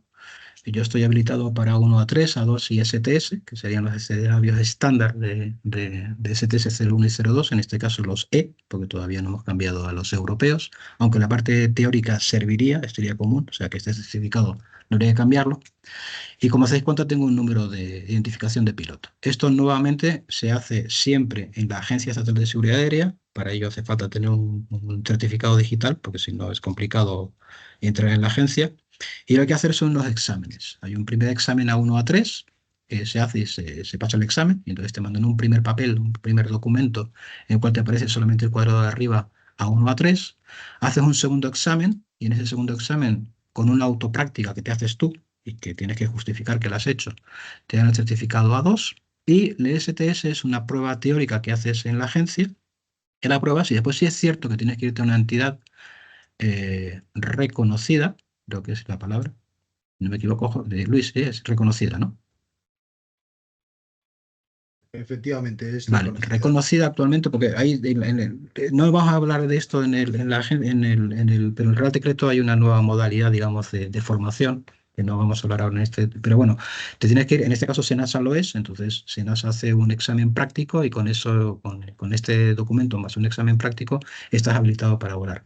Recordar que los dos primeros cuadros me permiten volar prácticamente todos los drones de abierta, pero no podría volar sobre edificios. Y en función de la tipología tendría que separarme unas distancias determinadas de las fachadas. El STS-02 sí me permitiría, que esto sí requiere ya presentar una documentación a la agencia y adherirte a un modelo de operación y tener un manual de operaciones y demás, sí me permitiría volar sobre los propios edificios. Lo cual va a generar un problema porque en algunos casos vamos a pedir permisos a los propietarios y en otros no. Eso va a generar un poquito de lío. Bien. Una pequeña corrección, Nacho. STS-01. Con el S-02 no vuelas Sí, en perdón, entorno urbano. es cierto. Buena corrección, Luis, porque como comentaba antes, el STS-02 no se puede utilizar en la ciudad, solamente estaría en este caso el STS. En este caso, en cualquier caso, el examen teórico que te hacen es común para el STS-01 y 02, y sí es cierto que la práctica la puedes hacer para cada uno de los escenarios. O sea, puedes hacerte solamente el STS-01 sin necesidad de hacer el 02. ¿Vale? Y esta es la página más importante ahora. Tras el Real Decreto del 517, que se publicó, como digo, entró en vigor el día 20 de este mes, del mes pasado, que fue el miércoles, la semana pasada, en Aire Drones ha cambiado completamente su aplicación bueno, no la aplicación, porque la aplicación sigue siendo la misma, pero ha cambiado toda la información que tiene publicada en el Aire Drones. Es decir, el Aire Drones que teníamos hasta la semana pasada es diferente del que tenemos ahora. Y esto es importante que se sepa porque si uno tenía una idea de que podía volar en una zona determinada porque lo había mirado en el aire, pues ahora lo mira y posiblemente ha cambiado. Y hay modificaciones muy sustanciales que son importantes tener en cuenta, con lo cual me imagino que conoceréis cuál es la aplicación. Es relativamente sencilla, es un sistema de información geográfico que te permite acceder a las diferentes zonas de vuelo y sobre eso te va a decir con quién tienes que coordinar en cada uno de los casos. ¿Vale? Esto es un pantallazo. Hay una cosa nueva que ha aparecido que os recomiendo que utilicéis, que es muy práctica, que en la parte de abajo de la pantalla ha aparecido altura de vuelo. Entonces se puede poner diferentes tipos de altura y eso te va a habilitar diferentes capas en función de lo que con quién tienes que coordinar. Y es cierto, y hay que reconocerlo, que está muchísimo menos afectado al territorio nacional de lo que estaba antes con el aire drones anterior. Se ha dejado muchísimo más espacio, mucho más sencillo para el vuelo general. Bien. Son las 1:15, me queda un cuarto de hora, perfecto. Como estamos hablando realmente de entorno urbano, me ha parecido interesante precisamente pinchar He utilizado la ciudad de Madrid porque es la que tengo más próxima. Yo estoy en Salamanca, no sé si lo he comentado antes, pero mi zona de residencia es Salamanca y lo veremos en la siguiente. Pero para hacer un ejemplo, se me ha ocurrido pinchar en la zona de Madrid para ver un poco cuál es lo que considera la gran mancha de lo que es el área urbana, lo que se considera como zona urbana.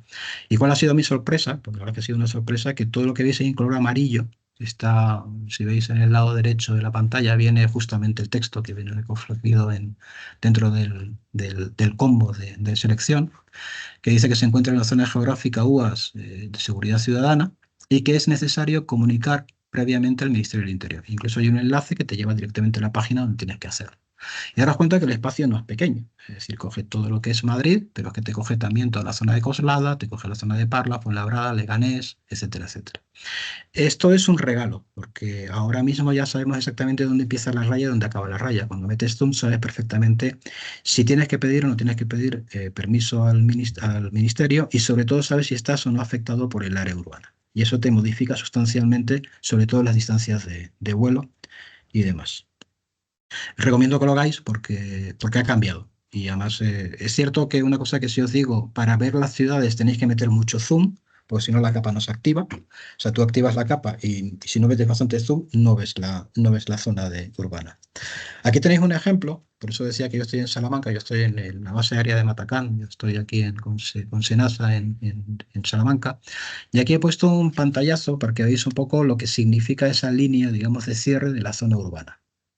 Y se ve claramente que de la zona urbana, bueno, se ve claramente, se ve más o menos, sobre todo en estas líneas de esta zona de aquí arriba, lo veréis, veis un poco esta línea y esta línea de acá, se ve claramente que la zona urbana acaba donde acaba la casa y que lo que empieza es campo a campo.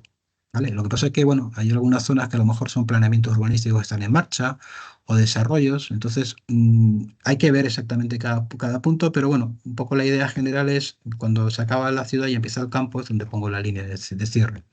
He seleccionado Salamanca y se me ha activado todo lo que es la zona de Salamanca y si os dais cuenta hay unas zonas de color también como moradas, que son otras zonas urbanas que como no he seleccionado encima de ellas no se han activado. Pero bueno, esto es una buena forma de saber exactamente dónde empieza y dónde acaba. Y cuando un señor está volando, se cogen el drones, se coge la posición exacta de la localización con el GPS y se le dice, ¿está usted afectado por la zona urbana? Porque usted está dentro de la zona urbana, con lo cual, antes de nada, debería haber pedido hace 5 días naturales, no pedido, tendría que haber comunicado al Ministerio del Interior que tenía que volar usted aquí y me tiene que justificar de alguna forma de que efectivamente lo ha hecho. Bien, esto es un ejemplo bueno, como también esto ha ido todo muy rápido y tampoco hemos tenido mucho tiempo, esto hay que reconocer que las imágenes que tenéis no es del NR de drones actual, sino del anterior, pero quería que tuvieseis un poco claro la cantidad de permisos que hay que pedir para poder ver una zona determinada. Y lo que tenéis aquí es un pantallazo de una zona que solemos volar muy habitualmente, que es la zona próxima al aeropuerto de Cuatro Vientos de Madrid, más que nada por tener también una idea de lo que sucede en una zona aeroportuaria. Y lo que vamos a ver es una serie de pantallas siguientes, a medida que se van activando las diferentes zonas, la cantidad de permisos que tenemos que pedirle a la administración para que podamos realizar los vuelos y esos permisos tiene que tenerlos el piloto y con ello también el operador antes de poder realizar la operación. Entonces veis que si yo selecciono la zona de Salamanca, la zona de Cuatro Vientos, lo primero que me obliga es a tener una coordinación, en este caso con el control aéreo, la ATC, en este caso de Cuatro Vientos, que en este caso lo realiza Saerco, con lo cual tengo que tener una comunicación con Saerco, con un documento que luego veremos que se llama AERO, que me permite la coordinación. También estoy afectado por los hospitales del 12 de octubre, el Rey Juan Carlos el Rey Juan Carlos y el de Alcorcón, con lo cual también tengo que comunicarme. Aparte de zonas militares, zonas de restricciones de vuelo fotográfico y demás. Es decir, el piloto antes de realizar un vuelo tiene que hacer una labor importante de conocer qué partes le van a afectar y coordinar todo eso. Y entre ellas tiene también en este momento la propia ciudad. Es decir, si esto, que no es el caso, porque sería una zona aeroportuaria, tampoco lo he mirado, pero si fuese el caso que también tuviese una afección por parte del entorno urbano, tendría también que realizar la petición de los 5 días tendría que hacer la petición al Ministerio del Interior los 5 días antes naturales para poder volar. Bien, se representa en este caso además solamente el espacio hasta 120 metros de altura. Evidentemente, por encima de 120 metros de altura, desde el punto de vista aeronáutico, nos encontramos con muchas más cosas, que es importante tenerlo en cuenta cuando vamos a volar a alturas superiores de ella, porque tenemos una autorización por parte de la Agencia Estatal de Seguridad Aérea. Bien, importantísimo ahora saber en qué categoría estoy. Si estoy en categoría abierta, no puedo volar encima de los edificios. Sin embargo, si estoy en categoría específica, sí lo podría hacer. Con lo cual, saber si puedo o no puedo va a depender de si soy categoría específica, con mi aprobación por parte de la agencia, con mi manual de operaciones, con mi formación como piloto, etcétera, etcétera. No puedo realizar una operación dentro de la ciudad de categoría específica con una categoría abierta. O mejor dicho, no puedo sobrevolar un edificio si no estoy en categoría específica. Y esto es muy importante, es nuevo y ya digo que he aprobado básicamente la semana pasada. ¿Qué pinta tienen los documentos que tenemos que pedir? Bueno, como realmente la comunicación al Ministerio del Interior es una comunicación y no muchas veces no hay ninguna contestación, lo que sí recibimos es un recibo de presentación en la oficina de registro. Es decir, yo sí puedo llevar en mi vuelo un papelito, que es este que tenéis en pantalla, que me permite demostrar que 5 días antes he pedido, que se hace mediante esta pantalla que tenéis aquí de la sede electrónica del Ministerio del Interior, hay que entrar con un certificado electrónico y contestar una cantidad muy importante de preguntas que quedan registradas, me da un recibo de presentación que por lo menos me justifica que 5 días antes naturales he pedido ese permiso y que nadie me ha dicho que no puedo volar. ¿De acuerdo? Esto va a empezar a ser muy habitual en el mundo de la ciudad. Y después, en el caso de que tenga que coordinar con estamentos aeronáuticos, puede ser en este caso en Aires, Aerco, Ferronats, que es lo que tenéis ahí, vamos a hacer un documento que se llama EARO, que también el propio Real Decreto lo habla y en cierta medida un poco lo modifica en algunos contextos, pero esto es un documento que tengo que coordinar con, en este caso, en nuestros con ENAIRE, que me permite hacer vuelos en todos los entornos en los cuales esté afectado por infraestructuras aeroportuarias. ¿Vale? Es muy normal que en algunas zonas urbanas, por aquello que la ciudad crece y se come lo que tiene alrededor y suele acceder con mucha facilidad a las zonas aeroportuarias, un ejemplo claro puede ser, por ejemplo, el propio Cuatro Vientos en Madrid o otros aeropuertos en otras ciudades. Es muy normal que tengamos que tener también, aparte de los permisos para poder operar en la zona de la ciudad, los permisos para poder volar y las coordinaciones con los espacios aéreos. Aquí tenéis otros ejemplos de, no solamente son civiles, también son militares. Aquí tenéis, por ejemplo, creo recordar, tenéis el del Matacán, que es donde yo resido. Este es el que nos permite volar aquí en la zona aeroportuaria de la base aérea de Matacán. Me parece que tenemos también ahí Getafe y Torrejón, si no me equivoco. Tenemos bastantes hechos porque nuestra operación nos obliga a coordinar, ¿no? Y esto lleva toda una parte detrás que no es importante para el webinar que estamos haciendo. Bien, y ya terminando, que creo que más o menos he cuadrado bastante bien el tiempo, porque nos va a quedar un poquito de tiempo para hablar, quería solamente hacer unas recomendaciones finales que me parecen importantes para que no se pierda de vista lo que ya tenemos y sobre todo lo que va a venir. Y estas recomendaciones están, digamos, condensadas en 3 palabras. La primera es información, la segunda formación y la tercera es integración.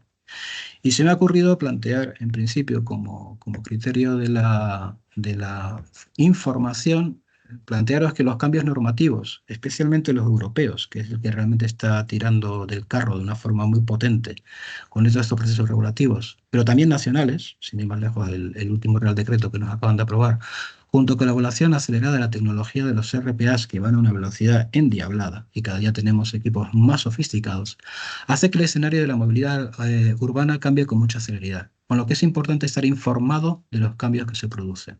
Es importante porque dentro de muy poco tiempo, a lo mejor sin darme cuenta, me despliega un space encima de mi ciudad y no me he enterado. La segunda parte, evidentemente, es la formación. También es importante. Las ciudades van a tener en un futuro cercano una nueva movilidad aérea que afectará de una forma no antes vista. Va a ser la primera vez que las ciudades vayan a tener encima de su movilidad terrestre una aérea. Se producirán operaciones aéreas dentro de la ciudad con aterrizajes y despegues verticales en nuevas infraestructuras dentro de la ciudad, como los vertipuertos, lo que requerirá formación por parte del personal adscrito a la movilidad urbana y en su nueva faceta aérea. Y después hay unos documentos dentro de las ciudades, que supongo que los conoceréis, que son los planes de movilidad urbana sostenible, que son obligatorios desde hace ya algo de tiempo. Y en algunos casos, bueno, y sobre todo a partir de de unas poblaciones determinadas de las ciudades. No lo digo yo, lo recomienda Europa. El futuro promete la integración de una nueva forma de movilidad aérea en la ciudad que requerirá tener en cuenta en los estudios propios de movilidad. Los planes de movilidad urbana sostenible, los PEMUS, deberían ir poco a poco integrando esta nueva forma de transporte aéreo, tal y como recomienda la Unión Europea. Que esto enlaza con las primeras transparencias que os puse al principio y especialmente la parte aquella del hub y aquella imagen que veíamos donde aparecían los aviones volando, bueno, los equipos aéreos volando tanto de la Guerra de las Galaxias como del Quinto Elemento. Y no tengo mucho más que comentaros, porque la verdad es que muchas gracias por la paciencia de esta cerca de hora, y yo creo que nos queda un pequeño periodo de tiempo que más o menos creo que ha ajustado, llevo exactamente 1 hora y cuarto hablando, y yo creo que estamos en momento de empezar a hablar de preguntas. ¿De acuerdo? Luis, pues si quieres te cedo un poco el mando y control y empezamos con todo lo que hay. Gracias, Nacho. A ver, a lo largo de la presentación, alguno ha comentado alguna cosa mínima y he intentado contestarle a lo largo de la propia presentación. No sé si tenéis alguna pregunta más adicional a hacerla. Es el momento perfecto. Hola, buenos días. ¿Se me oye? Sí, te perfectamente. oímos. Buenos ¿Qué tal? días. Socuellamos. Hola, buenos días. Mi nombre es Miguel Ángel, jefe de la Policía Local de Socuellamos. Estamos en Ciudad Real. Es que no sé si no veo las preguntas que se han contestado a través del chat, no he conseguido verlas. Pero una pregunta, no sé si se ha tocado el tema, creo que no, porque he visto la presentación desde su principio. No se ha hablado nada del registro de drones o de la obligatoriedad de registrar los drones. Sí, bien, yo te contesto rápidamente esa pregunta porque, bueno, no lo hemos querido introducir en el documento porque realmente yo creo que el propio Real Decreto es claro y meridiano y afecta prácticamente, no, prácticamente, afecta a absolutamente todo propietario y tenedor de un dron. Es cierto que el Real Decreto determina que el Ministerio del Interior obliga, y no sabemos todavía cómo se va a hacer, porque esa aplicación todavía no está publicada, obliga a que todos los drones actuales, futuros, incluso pasados, sean anotados en una base de información que el propio Ministerio del Interior va a tener y que va a funcionar muy parecido a un registro de vehículos, digamos, en cierta medida. De tal forma que lo que quiere el Ministerio es saber si un dron, quién lo ha comprado, dónde lo ha comprado, quién lo tiene, si ese dron está o no está operativo, si lo transfiere, a quién se lo transfiere, y entonces va a ser algo muy parecido al registro de matrículas, por lo que entendemos, ¿eh? En la presentación que se hizo el otro día no, la semana pasada, de de la Agencia Estatal de Seguridad Aérea, lo que se decía, y creo que es un poco verdad, que no es una afección directamente relacionada con el mundo aeronáutico, es una directiva más enfocada hacia el problema de la seguridad, sobre todo la seguridad nacional, digamos, ¿no?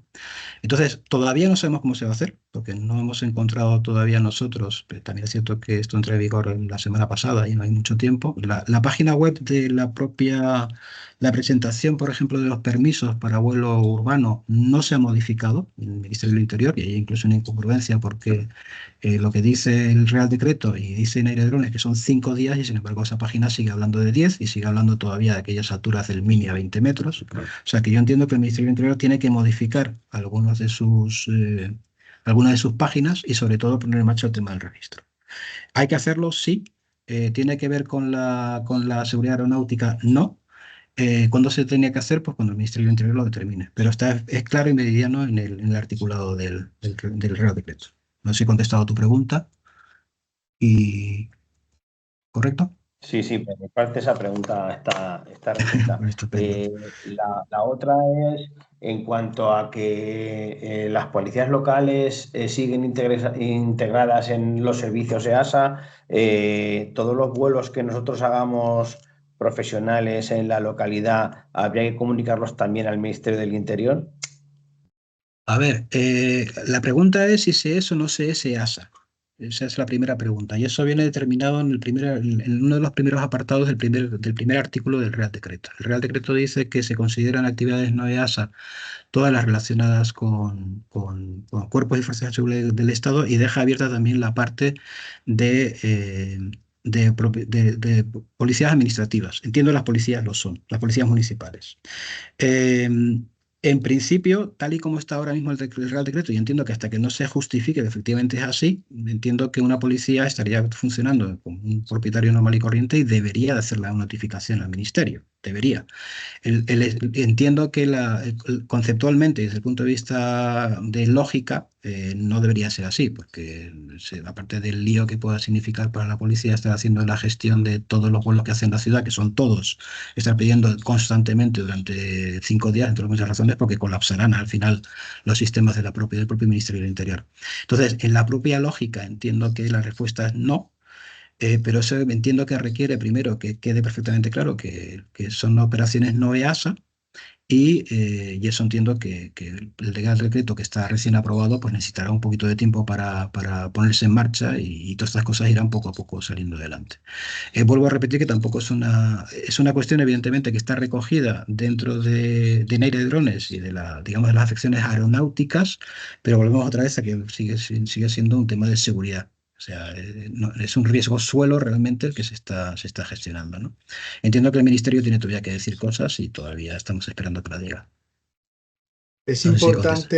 es importante también, simplemente adicionando a lo que dice Nacho, que no todas las actividades que podéis realizar dentro de la policía, ¿vale? Pueden ser consideradas como actividades no EASA, ¿vale? Me explico. Cuando desde la policía se quiere utilizar medios que disponéis, drones y personal, para hacer una filmación dentro del ayuntamiento, eso en ningún caso va a poder ser considerado actividad no EASA, ¿vale? Pero en aquellas operaciones que sí que pueden llegar a ser, estar dentro del marco de seguridad, emergencias, vigilancia, etcétera, etcétera, lo que se está planteando y lo que nosotros entendemos que está planteando el Real Decreto es que se consideren como actividades no EASA todas las actividades que se realicen desde policías administrativas. De acuerdo, muchas gracias. Por mi parte, solucionado. Gracias. ¿Más preguntas? ¿O lo he dejado muy claro? ¿No hay alguna? Raúl Mellado, ¿tenía alguna pregunta? Sí, bueno, yo soy oficial de la Policía Local de Melilla, que pertenezco a la unidad de drones de aquí, y es en referencia al artículo 15 del Real Decreto, donde se habla de la exención del requisito de identificación a distancia. Sí. Las policías locales, por lo que yo he leído en el Real Decreto, estaríamos incluidos como que nos haría falta el DRI. Esa es mi pregunta. Sí. A ver, como lógica desde el punto de vista de la propia operativa, lo que parece absolutamente ilógico es que la gente sepa dónde está la policía. O sea, por ejemplo, por poner un ejemplo claro, aquí en Matacán, todos los aviones militares que vuelan, ninguno de ellos lleva salida a ningún sistema que puedas ver la posición en cada momento de los aviones. Y lo que se pretende es eso, lo que se pretende es que, sobre todo el DRI, que el DRI tal y como está enfocado, lo puede captar cualquier persona con una aplicación que lleva en el teléfono móvil. No solamente sabe dónde está el dron, sino encima sabe dónde está el propio piloto. Entonces, por pura lógica, parecería ilógico que la policía diese su posición no solamente del dron, sino incluso del propio policía o la persona que está operando. Entonces, parecería lógico que estuvieseis absolutamente exentos de la utilización del DRI y además así lo realiza la propia, lo dice el propio Real Decreto, es decir, las operaciones no EASA están exentos de utilización. No tiene ninguna lógica que estéis mostrando vuestra posición y entiendo que la propia lógica de la dinámica de la operación llevará a que al final sea así. Es lo que entiendo. Vale, pues gracias. Aclarado. Hola, perdona, ¿puedo hacer un comentario con respecto a eso que acabas de decir? Sí. Mira, es que en las jornadas que estuvimos el jueves de No EASA, que dio AESA, habló de que las policías sí que tenemos que tener ya DRI, salvo la Policía Nacional, Guardia Civil y, bueno, y alguna CNI en temas de terrorismo y en temas, bueno, de crimen organizado, que dijo que ahí estarían exentos, pero en un vuelo normal sí que tendríamos que tenerlo. Lo Sí. único que nos da una posibilidad Sí. Pero Es lo que ha comentado Luis hace un momento. O sea, no todas las operaciones se pueden considerar como no EASA. Es decir, o sea, si estás haciendo una filmación muy relacionada con un tema, yo qué sé, de una celebración, yo qué sé, imaginar que tenéis un tema de, yo qué sé, de una, no sé, cualquier cosa que se me pueda ocurrir, yo qué sé, pues unas maniobras, por decir algo por el estilo, que además son públicas y todo el tinglado, ahí estás utilizando como actividad no EASA. Con lo cual no todos, y acabo rápido. Yo creo que lo que comentaba la agencia el otro día, que yo también estuvimos también presentes en esa, yo creo que va a quedar matizado por ese parte del artículo del número 1, me parece que es la letra B, que determina si en su momento se considera que una policía local es o no es no EASA. Si no fuera, si se pudiese calificar como no EASA, sería de aplicación la no EASA. Y vuelvo otra vez a lo que comentaba antes, parecería lógico que en el tipo de actividad que estés realizando contra delincuencia, terrorismo, cualquier tipo de estas características, tuvieseis la capacidad de ser invisibles ante lo que pueda haber, ¿no? Entonces, vuelvo a repetir, es un poco de lógica. Yo creo que todavía al Real Decreto le falta un periodo de tiempo de acomodación y saber un poco cómo va, ¿no? Entonces yo creo que la puerta un poco está abierta en esa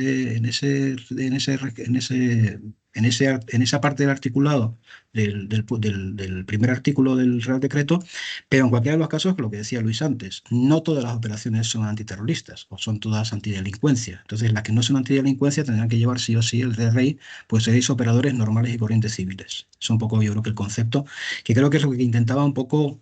A ver, todo esto es matizable y el tiempo dirá, pero yo creo que un poco la línea que se intentaba plantear en la reunión del otro día de la agencia, ¿no? Porque claro, la agencia no puede decir ahora si a una policía local ellos pueden entender que todavía no son entidades, perdón, no son operaciones no EASA. Entonces, yo creo que lo dejó muy claro. Y el Real Decreto ya, pero es que la norma actual es la que es y la agencia tiene que ser muy clara con la norma actual. O sea, no, pero que me refiero que el nuevo Real Decreto habla de fuerzas y cuerpos de seguridad. Solo ya. hace excepciones a las fuerzas y cuerpos de seguridad del Estado en lo de terrorismo y demás. Y lo que dio la puerta fue a registrarlo con varios registros de operador para que no se lo pueda identificar, es decir, siempre con el mismo número de operador y que sepan que ese es el de la policía. Ya. Eso es lo que entendí, vamos. Ya. Las Bueno, que en ese artículo habla también de fuerzas, cuerpos de policía dependientes de las comunidades autónomas, ¿vale?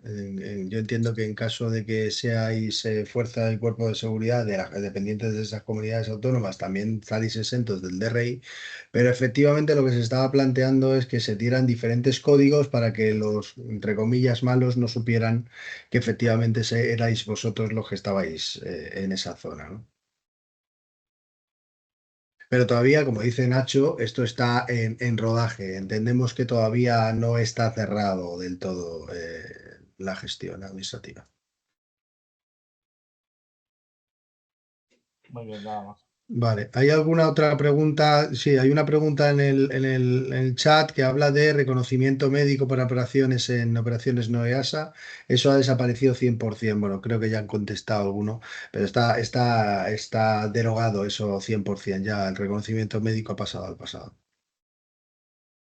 Yo tengo otra pregunta, no sé si es posible, si estamos en tiempo.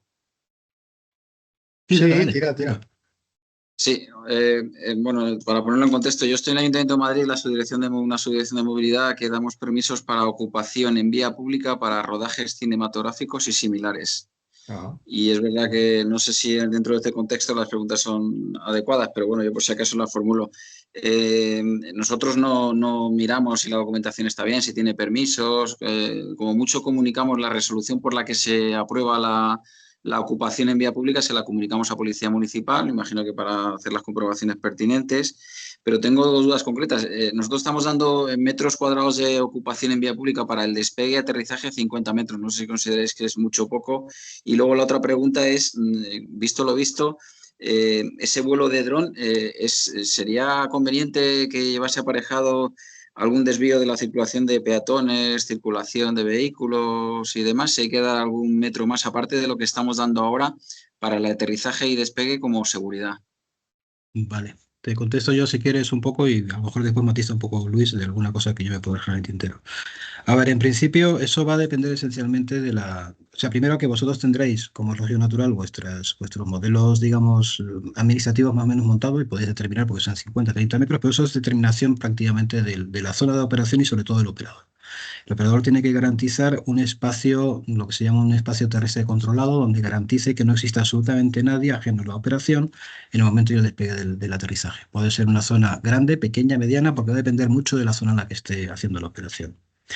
Me parece muy correcto que como criterio, que se comunique evidentemente en este caso, la Policía Municipal, que es la que va a tener que lidiar básicamente con el problema y por lo menos que sepa que lo va a tener en una zona. Sí es cierto que, salvo que, y esto sí es una cuestión que a lo mejor es matizable por Luis, si yo no me estoy equivocando, el que tiene en este momento la facultad para la comprobación de la documentación de un vuelo de estas características, aparte de que evidentemente la Policía Municipal pueda pedir los permisos para poder realizarlo, pero la facultad principal la tiene la Guardia Civil en una división especial que se llama Pegaso. Es decir, los Pegasos te lo van a pedir todo, absolutamente todo.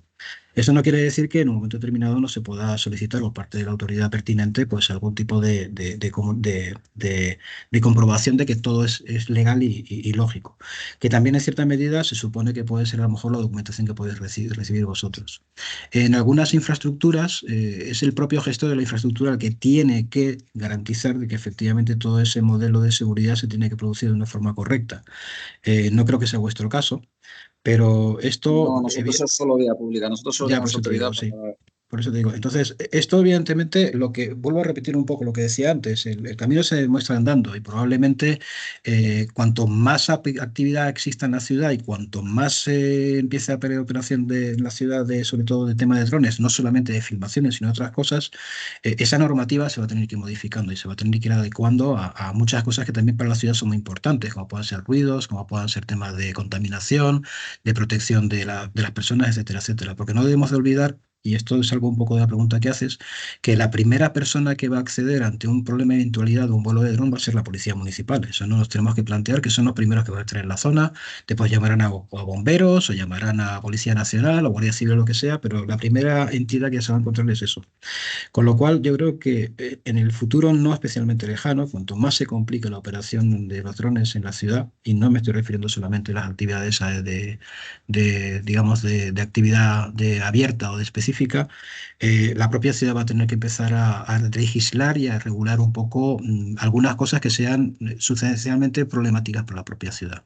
Entonces, probablemente dentro de un tiempo la propia agencia pueda sacar alguna directiva o incluso el Ministerio del Interior y estas formas que tenéis de funcionar tengan que a lo mejor ser modificadas con respecto a nuevas regulaciones que salgan, que insisto que el Real Decreto no tiene ni una semana de vida, digamos, de operación, ¿no? O sea que muchas cosas veremos todavía. Por eso es importante cuando ponía en la última página la información, estar muy informado y saber exactamente cuáles son las nuevas exigencias que vamos a tener en la operación de drones dentro de la ciudad. Eso es un poco la idea que tengo. No sé si Luis, si quieres matizar algo más. No, yo quería hablar un poco acerca de las distancias que decía, de las áreas de seguridad. Esto va a depender mucho de la operación que vayan a realizar. O sea, el modelo de dron, si están o no están autorizados, si lo hacen en categoría abierta en una declaración responsable, STS. O sea, las medidas de mitigación que han implementado. O sea, ahí sí que sería conveniente un poco en el cual, en el momento que os entregaran cierta documentación, que revisarais un poco cuál es realmente la operación que vayan a realizar y cuáles son las afecciones a seguridad. Es verdad que todas esas afecciones, en teoría, las tiene que revisar la Agencia Estatal de Seguridad Aérea, pero solamente en aquellos casos en los que pasa la documentación por ellos. En categoría abierta no pasa por ellos, ahí tenéis que tener vosotros algo que decir. En declaración, básicamente tienen que tener el entorno terrestre controlado. Y con eso tendrían que garantizar de alguna manera que tienen que tener un entorno terrestre controlado de alguna manera u otra. Y esto lo tienen que tener ellos establecido en sus manuales y al menos pedirles cuáles son los requisitos que ellos van a plantear. Y por último, bueno, si tiene autorización operacional por parte de la agencia, ahí ya sí que han tenido una revisión profunda por parte de AESA, ¿no? Entonces ahí ya sí que podéis basar un poco para ver qué requisitos adicionales tenéis que incluir vosotros.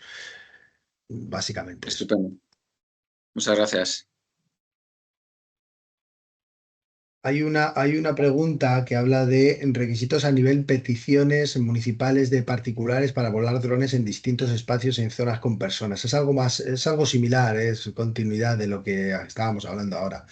Si es a través de ordenanza o a través de declaración responsable. No sé, Nacho, si tienes algo que No, comentar. no, en principio no. Es básicamente lo que estás comentando y hemos comentado antes. Es que analizar caso a caso sería conveniente. Si digo, obviamente, en el momento que hay un volumen suficiente y ya aquello es recurrente, pues si se considera que se tiene que disponer de una ordenanza específica para regular los requisitos tierra, sobre todo los requisitos del ámbito tierra de esa operación dentro de vuestro municipio, pues sí sería conveniente. Pero si no, hombre, una declaración responsable, siempre y cuando tengáis muy claro que van a cumplir los requisitos. Si bien estamos hablando de operaciones que me imagino que son muy puntuales, una filmación puede tener diferentes localizaciones y demás, lo que sí sucederá en un futuro no lejano es que aparecerán infraestructuras especiales para aterrizaje y despegue de drones que tienen otra justificación, que serán los vertipuertos. Y eso ya es otra historia. Y eso tenéis que tenerlo en cuenta porque eso además vendrá posiblemente recogido en el planeamiento urbanístico, con todo lo que pueda significar su aprobación, y estará más enfocado hacia transporte de mercancías y transporte de personas. O sea, habrán zonas en las cuales los drones aterrizarán y despegarán de una forma más o menos habitual. Que eso no significa que en un momento determinado la propia ciudad no determine que pueda hacer sus propios vertipuertos pues, para otro tipo de usos. Y digan, oiga, que no me interesa que esto esté cayendo con un dron en la mitad de la ciudad. Eso lo tendrá que decir la ciudad porque hasta ahora nunca ha habido un punto de conexión, salvo los helipuertos, en el cual en la ciudad aterrice algo, que no sea un helicóptero en un helipuerto. Entonces, la ciudad tiene mucho que decir en eso. Es decir, es cierto que la semana pasada estaba en Barcelona probando uno de los primeros drones de carga, son 95 kilos de peso y puede llevar 30 kilos a 30 kilómetros de distancia. Es decir, estamos hablando de cosas muy sofisticadas, con unos sistemas de navegación muy sofisticados, que ya empieza, la tecnología está. Es decir, ahora lo que tengo que decir es dónde puedo aterrizar esto. Y lo voy a aterrizar ¿dónde? Pues en la trasera de un edificio, de una casa que tiene un jardín, que vale, que es zona privada, pero a lo mejor tengo que empezar a aterrizar en la ciudad. Entonces, todo eso tiene mucho que decir la ciudad. Por eso decía que es importante que la ciudad empiece a pensar en esto, porque cuando tenga el U-Space montado encima y tenga todo aprobado y aparezca un operador que dice que quiere levantar el dron de no sé qué nave industrial de no sé qué sitio y aterrizar en medio de no sé qué calle para entregar un paquete, pues la ciudad va a tener que decir mucho y sobre todo los que van a estar en la calle, que van a ser los policías municipales, son los que van a decir, oye, ¿y esto que viene y aterriza aquí, esto de qué va? Entonces, esas cosas, por eso hablo de la integración. Esas partes hay que empezar a mirarlas ya, porque esto va muy rápido. Va muy rápido. Pues no hay más preguntas, nos hemos ido un poco, unos 20 minutos. Si tenéis alguna concreta, pues oye, lo hacéis a través de la FEMP, que nos la traslade o alguna cosa así. Y si no, pues oye, gracias por la asistencia y esperamos que ha sido interesante para el día a día vuestro. Muchísimas gracias, Luis. Muchísimas gracias, Ignacio. Gracias a todos los asistentes. Yo creo que ha sido muy importante una oportunidad, ¿no? En muchos casos es una toma de contacto para muchas personas que están asistiendo, pero yo veo también que aquí hay muchos policías locales, principalmente tal, que ya tienen mucho contacto con el tema, ¿no? Y tienen dudas muy concretas. Entonces, yo creo que ahora nosotros, desde la FEI, desde Senasa, ¿no? Tenemos que hacer una reflexión cómo podemos avanzar, ¿no? En futuros encuentros, futuros webinars, para poder atender estas dudas un poquito más concretas, también profundizar en determinados temas, ¿no? Pensar en algún tipo de acción formativa que pueda atender mejor este tipo de duda. Pero muchas gracias por todo, por la presencia de todos. Y muchas gracias por la atención, que os he metido un buen rollo. Muchísimas gracias a todos. Nosotros desde la FEM vamos a escribir ahora un correo de agradecimiento, claro, y vamos a remitir la presentación. En principio, si no hay ningún problema, también con la grabación. ¿De Muy bien. acuerdo? Ok, gracias. Pues gracias a todos. Y hasta la siguiente. Gracias. Muchas gracias a todos. Luis Muchas Ignacio, gracias. seguimos. Gracias, adiós. Sí, seguimos un momentito.